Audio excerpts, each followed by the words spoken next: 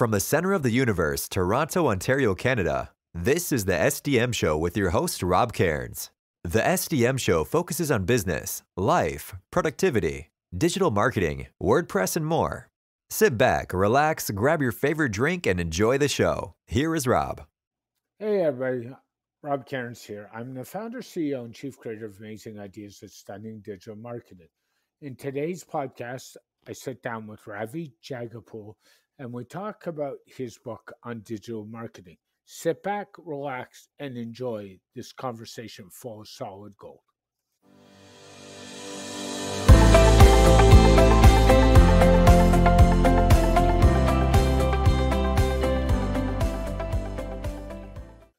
Hey all, Rob Cairns here. I'm here with Ravi Jayagopal today, and we're going to talk about one of his books. How are you today, Ravi? Doing great. How are you, Rob?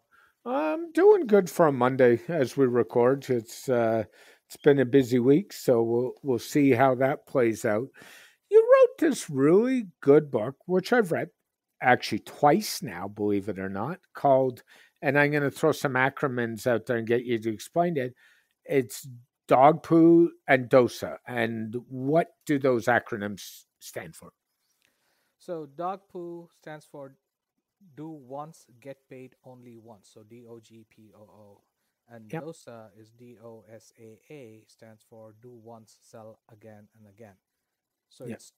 I created those acronyms to distinguish between selling one-time products or doing things once and getting paid only once, like freelancing or Mm, some kind of a task or going to a job where you do something, you create something once and you only get paid once, versus creating something like a digital service or digital products, membership sites and online courses, and then creating a recurring uh, revenue based business so that you can get paid again and again.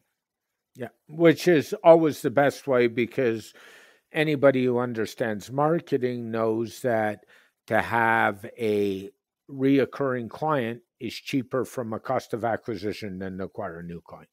Correct? Exactly. So yeah, for first time customers are really hard because you have to do a lot of marketing to get them in your funnel, and then you have to convert them, and you have to make sure they stay around and they pay you again. So but once somebody is already in your system, they know the value of your product. Obviously, your product or service has to be really really good for them to keep coming back.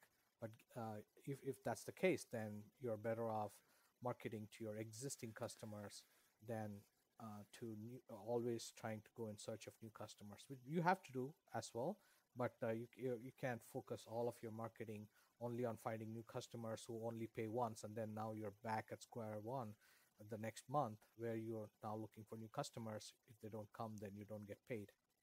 Yeah, so true. And this is, and correct me if I'm wrong, it's either your sixth or your seventh book you've written now. How It's did my eighth you? book, yeah. It is the eighth book. Okay, so you've written seven other ones. How did you decide to write eight books? And where does that knowledge and that background come from? Can you give us a little bit of the backstory before we move on? Sure. So writing is, I believe, is one of my biggest superpowers because Hmm. I have been a prolific writer for a very long time.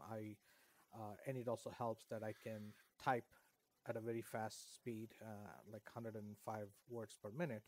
And I learned typing in college when I was doing computer engineering, or actually way back in high school. That's when I learned typing on a regular good old typewriter and learned the basics and stuff. And then as I got into computer school, it was a lot easier. And then over the years, I have refined my typing skills. And because I can, because I have the knowledge, obviously, to write well, you not only have to have, uh, a decent um, uh, hold over the language. You have to have decent language skills, which I was fortunate enough because even though English was not my first language, growing up in India, I still loved my. I used to watch a lot of Hollywood movies with my dad. Watch CNN, which was the only foreign channel available to us, and then And then we used to watch a lot of talk shows, and that's when I got fascinated with the talk show format, which helped me launch a podcast. Many years later, Yeah. which got me. I fell in love with podcasting and the audio format and the long form discussion formats, and then writing came because of reading a lot of books.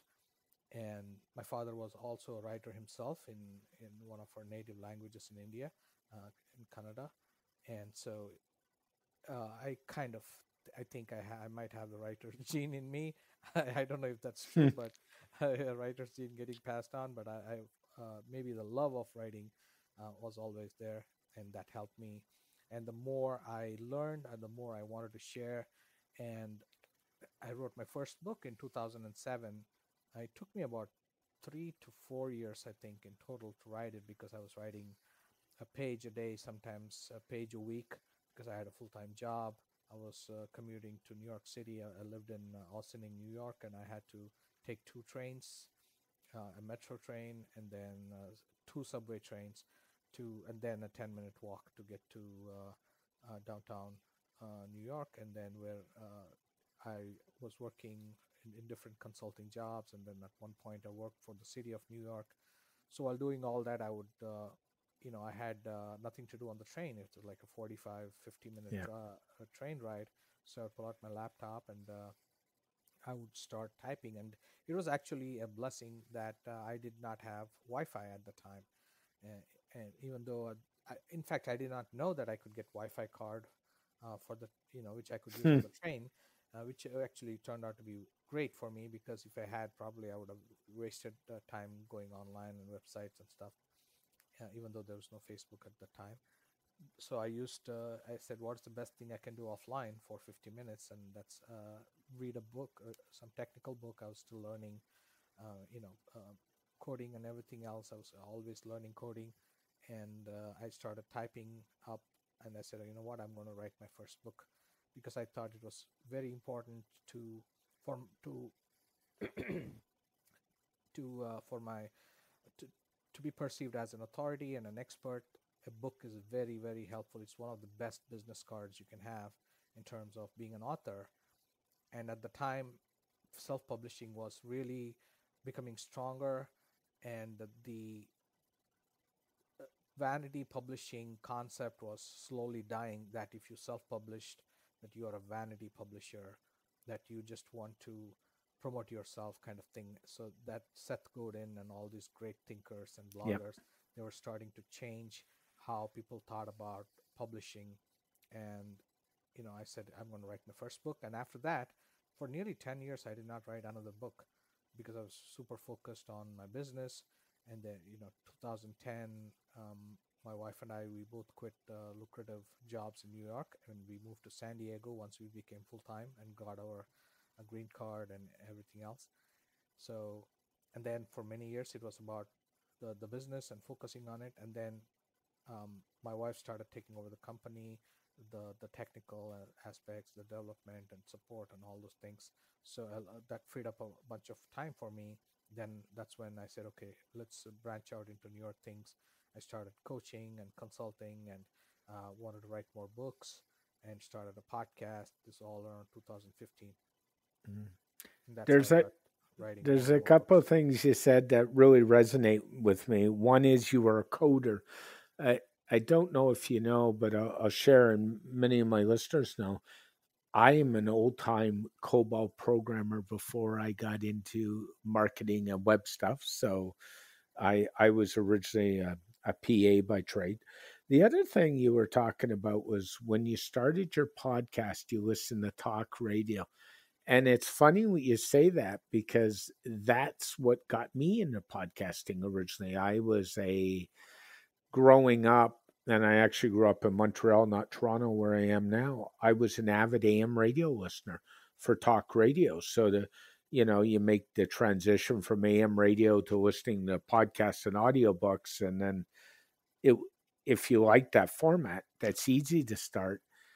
And and I really like the book journey. I mean, that's a long journey that you did that on your way into work. I mean, a lot of people now, a lot of these commuter trains actually have, and in Toronto we have Wi-Fi on them. So needless to say, you know what I end up doing when I'm commuting, right? So Yeah, yeah, I work, but a different type of work. So right. um, when you in your book, and you basically say right on the cover page, you have 67 proven techniques, hacks, ideas to help your business.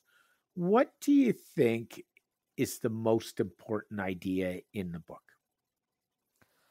Um, the most important idea is the title itself, right? Dogpoo and Yeah, Dosa do not sell just one-time products, yeah, and create a subscription-based business, because ultimately, at someday you'll want to exit the business, and the first thing a prospective buyer wants to know, it, they don't care about how much money you made, over the last 5 years, or how much money you made the last year or this month. They want to know how much money, if they buy your business, how much money they'll make next month, hmm, without having to do anything new, without having to bring in any new customers. And if your answer is, well, all of our customers have paid up, so if you buy our business starting next month, you're going to have to go out there and look for new customers, then you're not going to sell your business, or you're going to sell it for pennies on the dollar. So to increase the value of your business, you will have to have some recurring revenue in your business. Monthly run rate, annual run rate. That's what people look at when buying a new business. And then if you have a healthy monthly run rate, then or annual run rate, then you can get several multiples of that, depending on what kind of a business it is, what kind of external dependencies it has. Does it rely on, is it physical product, a digital product? How easily can it be delivered? Is there a lot of work in delivery? Do there have to be a lot of people who need to do the delivery, or can it be managed automatically? So all these things come into the picture, but the critical one is the run rate, how much recurring revenue you're getting.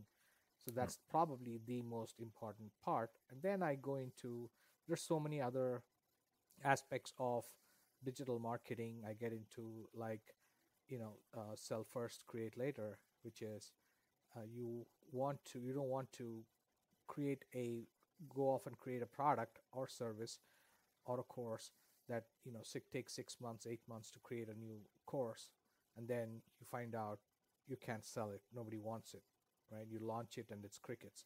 So instead of going off and spending all the time and then coming back to selling it, why don't you sell it first? So that'll give you uh, an idea as to whether you have the right product, or the right product market fit.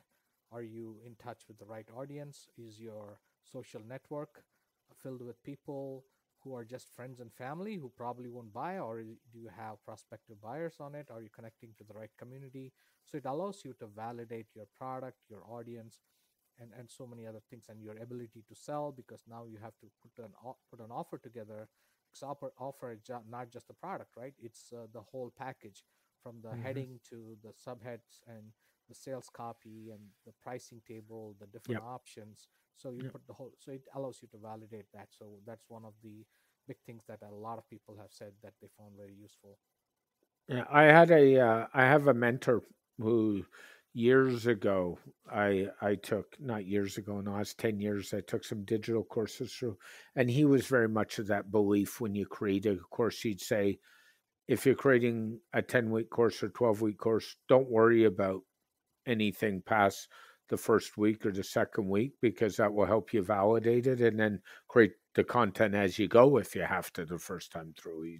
He'd say don't invest the money in it until you actually have the buyers, and I tend to agree with that philosophy, very much so. I also agree with the recurring revenue philosophy. I mean, in my business, I've got a prime part of my revenue is WordPress security care plans. And right now, I have, beyond all the consulting and everything else, I have over 150 websites on security care plans. And that's reoccurring revenue every month that comes in the door. And my renewal rates are like 90%. So When you look at numbers like that and look at what you're talking about, Ravi, people need to really think about creating something that's reoccurring. Right, and the offer has to, you have to also have to keep the offers pretty simple, right? You don't want to Yeah. confuse them with way too many options. Like your business model is so simple, right? Your primary thing is WordPress security, and Yep. then once you have launched that, and once you have people coming in and signing up, now you can offer so many other products and services to them because now they're already a customer. They trust you.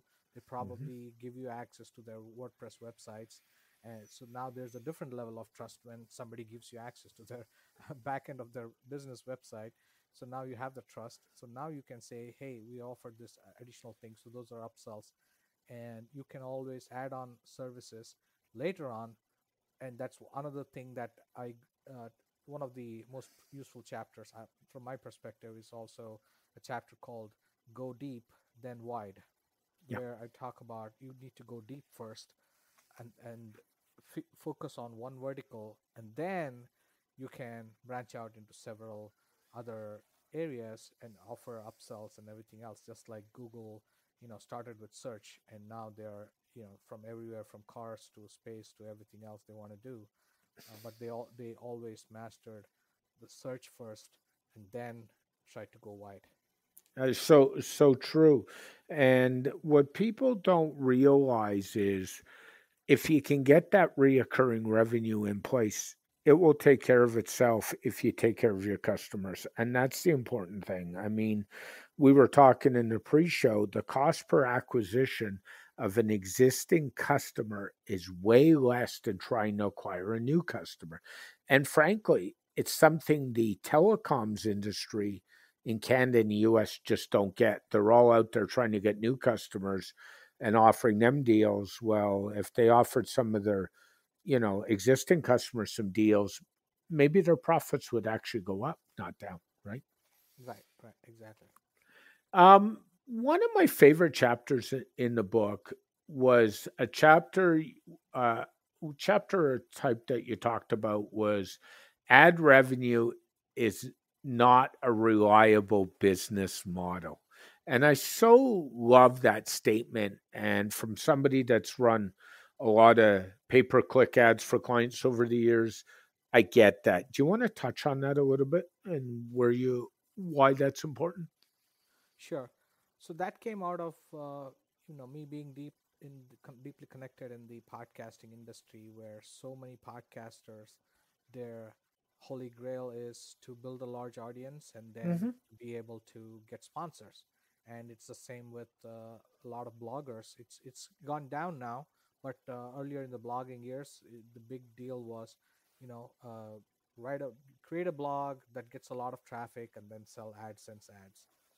And I talked about how I had one baby names website where I was making consistently $1,500 from Yeah. AdSense, but it never cracked that thing, and it wasn't, and then it started going down and up and very unreliable. And same thing with podcast sponsors, because when your revenue model is sponsorship, that means your product is your audience's attention, and that is a very difficult thing to create, for the average person. Obviously, if you're like a Joe Rogan or a celebrity who already has a massive audience, and you already have an audience in a different platform, like Tim Ferriss, he he was he podcasting was not the first thing he did. He was a very prolific and popular and New York best-selling writer, Yeah. who had written several books, who had been building an email list for a long time. He had a phenomenal blog, and he could leverage that into a massive podcast listenership. And then the sponsors come knocking. Then you can dictate your terms, or even if you have 100,000 or million user listeners, then it's a lot easier to leverage that kind of attention. And the same issue with donations as well, right? Relying on donations or ads is a very difficult. It can be a supplemental uh, stream of revenue, but it cannot be your main business. And if you're saying, I'm going to start a blog and I'm going to make money off of it using ads, now then you're in trouble, because it's not as easy, and you'll have to have hundreds of thousands or millions of views or page loads, or CPMs, impressions. And same thing with the podcast listenership. Even if you manage to grow your listenership to 5,000 or 10,000 people, which is really hard for the average person, because it takes many, sometimes 1 to 2 years for a podcast to take off, especially if you don't already have an existing audience, an existing email list that you can blast to, and bring people over from another platform, like you have Instagram following, or massive Twitter following. If you don't have an existing audience, starting with, I'm going to build an audience and then I'm going to charge for sponsorship, is a very, very hard road to travel. Yeah, it sure is.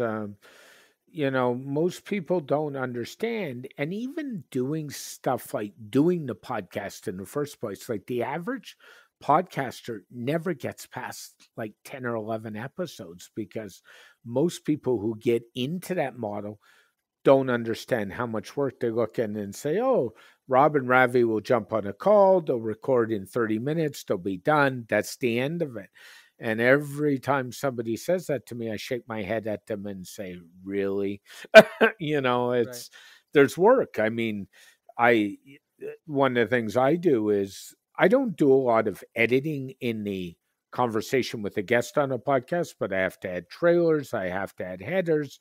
Before the podcast, I do some research, I look at websites, I figure out where I'd like the conversation to go. There's a lot of work. I mean, in a 45-minute podcast episode, I would bet you it takes me probably 4 to 5 hours by the time I'm done, Ravi. And most people, Absolutely. and you get that being a podcaster. I think podcasting, by the way, is a great lead generation tool, but I would agree with you, running on ad revenue alone is not the way to go, personally. In that discussion, twice, and you were talking about Tim Ferriss, who I know very well. I've read most of Tim's books, and I'm an avid podcast listener of Tim's. You talked about his large email list. I take it, like me, you strongly believe in the email list and how you can work your email list. Yeah, absolutely. I think if you're going to build any kind of audience, the number one platform you should focus on is building an email list, Yeah. because social media platforms, you never know what's going to happen. You never know. I see, people posting all the time on social media, whether it's on Facebook or YouTube. YouTube creators getting banned, or one of the videos getting banned because of some vague copyright thing issue, or somebody complained, or you're always building you're putting your content on somebody else's platform, and these companies, they have the right to uh, you know uh, control your content, and you never know what silly thing might cause your content to go down. You might lose your account, your account may get suspended, your channel might get suspended, your Twitter account you could get suspended, Facebook same thing. So you don't know what how your content is, how long it is going to stay on these platforms. So your audience also, again, when you're creating a YouTube video, I've seen a lot of YouTube creators. Obviously they have great content, the biggest ones, but there's so much focus on how long should the video be, right? If I create too short of a video, will it affect my uh, playing time? Will it affect my watch time? Will it affect my skip time? They're more focused on worrying about Google's algorithms and Facebook algorithms and Google search engine and Twitter, what is going to show my uh, tweets to everybody, because I have like at this point like almost 700 Twitter users, but every time I post, I'm not getting 700 views on that, because No. not everybody same thing with Facebook. If I post a video, I have almost close to 5,000 friends on Facebook, right? It doesn't, but Facebook is not going to show it unless it's a controversial thing, or some kind of a thing that generates a lot of anger or frustration or whatever it is. So if you're constantly having to play the algorithm game, then you're not putting out your best content. And that's where email list is so valuable, because if obviously you cannot control whether everybody will open your email, but for the most part, it email delivery is really really good. So if somebody has actually signed up, and you have to follow some of the tricks to get them to whitelist you or reply back to you. You have to create some engagement, but once the servers know that you're not spamming them, then you get a very high deliverability. And then whether they open it is up to your copywriting skills of writing a great subject line, and then how you drag them in. So those are all marketing and copywriting tactics. But for the most part, if you have a 1,000-person email list, you can be reasonably certain that most of them will get your email. And then from there, it's up to you to get them to open it and and read what's inside and get them to click. But you can at least know that what you see is what you get in terms of your audience. I would agree with you. I'll share with you a story. We talk about algorithms changing and rules changing. I have been in the Facebook black hole for 8 months. So anything I post off my business domain, and listeners to the show or those who follow me on Twitter will know this, gets rejected by Facebook. Supposedly, my marketing site does not meet community standards. And that has been going on for months. So the game I play to get around it is when I post a podcast. Castos is my podcast host. I actually post the Castos link, not the web link, because to get around it. And that's the problem with dealing with what we call rented land websites. The only two things you really own in this business is one is your website and two is your email list. So I would suggest strongly to anybody, as you said, concentrate on that email list. What's your favorite email list platform, Ravi, since we're talking about it? I signed up for Aweber back in 2000 something, so early Okay. 2000s, and I've been with them ever since. They've worked out great for me. I've tried a couple of once in the meantime in the early 2010s, but Aweber works fine for me. There's ConvertKit. There's Drip. There's so many Yeah. different email platforms, and Mailchimp recently got a huge, they sold and made a lot of money. So pick one and go. But I would not recommend Mailchimp, because they always had a policy, I think, if I'm not mistaken, that you cannot promote affiliate links and stuff like that. So in the beginning, a lot of people were complaining that they could not, if you're an entrepreneur. But now they might have changed those rules. Yeah, the Mailchimp was actually bought by a Canadian company called Intuit. Right.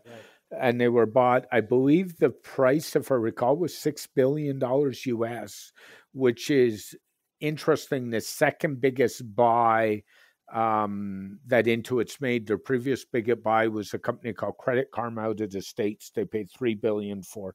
And they're actually based out of Calgary, Alberta. They're 100% Canadian. And I'm still trying to figure out that buy, but I think I've got my head wrapped around it finally. But I personally am a ConvertKit user. I have been for a while. But I mean, choose the platform that works the best for you. I think that's the really key. And honestly, just do it and try it. That's the important thing, right? So Exactly. The key is to build a list. You can always move your list to a different, if you find a yep. fancy new email service provider who supposedly has better deliverability or whatever it is, more features, you can always move. Just like I say, start your podcast. Doesn't matter if it's on Anchor. You can always move your RSS feed. You can redirect it to a paid host like Libsyn or Podbean. People spend way too much time trying to get the tools and the platform and everything perfect, and they procrastinate and they just go on, they go for months or years just in research mode. And I say, just get started with whatever it is. You could collect emails on a spreadsheet. Who cares? If you can, as long as you have a way to send out the emails, it doesn't matter if you have a self-hosted email or software. But obviously you don't want to do that. But I'm saying, you know keep it minimal. MVP for everything. Minimum no, viable product. I agree with you. Because we talk about the podcast. I started on Anchor, and I actually moved to Castos after that, and I personally haven't been happier. It's not the platform for everybody, but it's just to start and figure out what works for you and what doesn't. And it's funny how you mentioned MVP because I was going to segue into that. And I think most people get into trouble, and I've been guilty of it in past life, and I'm not as bad anymore. They're perfectionists and they want everything 100% right. And then they wonder why they don't make any money, Right. Exactly. and they kind of don't realize that a product doesn't have to be 100%. And I'm going to give a good example that's going on in the wild right now is Windows 11 by Microsoft. That product, as far as I'm concerned, has some issues, but Microsoft has thrown it out there and said, "Here it is. If you want it, go get it."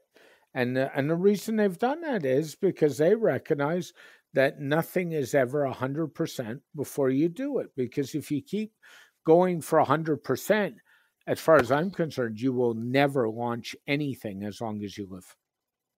Right. The same thing goes for, podcasters also. A lot of newbie podcasters will hoard 5, 7, 10 episodes. They won't release it. They won't get feedback, and then they release it, and then they find so many issues with it.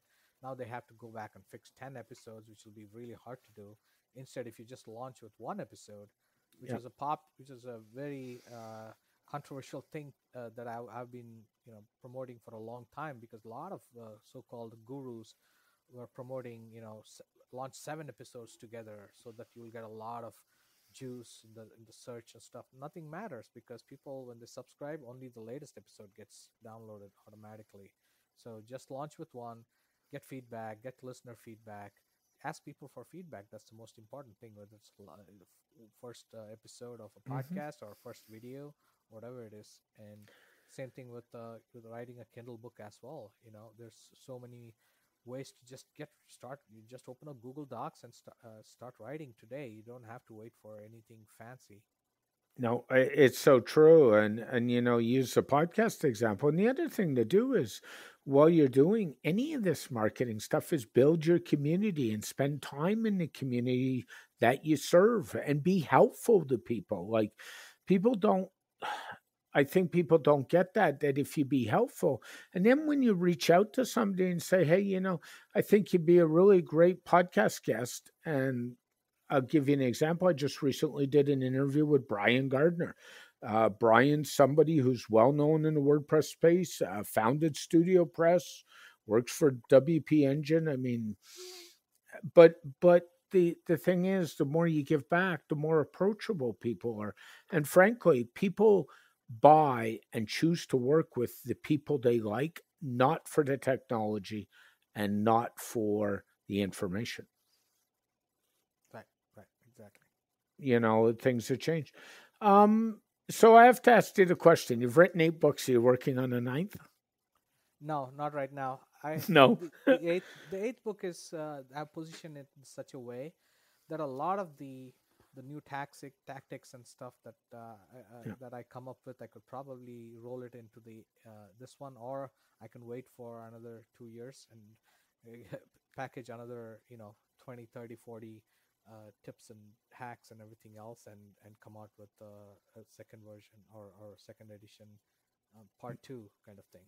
Yeah, it's funny. I had to ask that question because in my circle, Ravi, I've got a number of old time journalists and old time reporters and current reporters.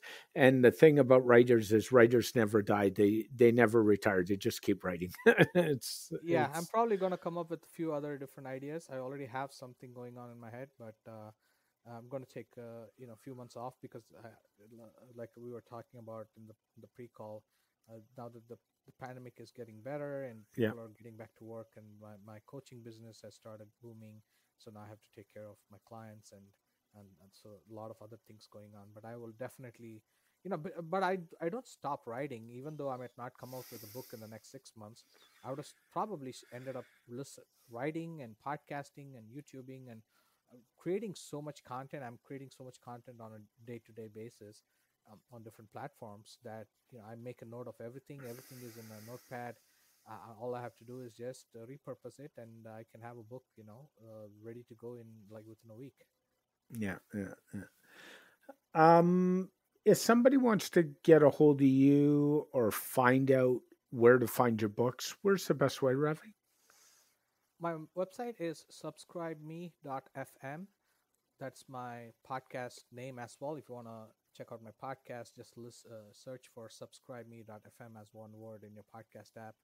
And if you go to subscribeme.fm, then you'll find all the details about me, my books, my coaching, consulting, all of my product services. Everything is there. And my email is Ravi, that's RAV as in Victor I, at subscribeme.fm. Thanks for your time, Ravi. Have an amazing day. Thank you so much, Rob. Really Thanks. appreciate it. Thanks for having me on the show. My pleasure. Bye bye.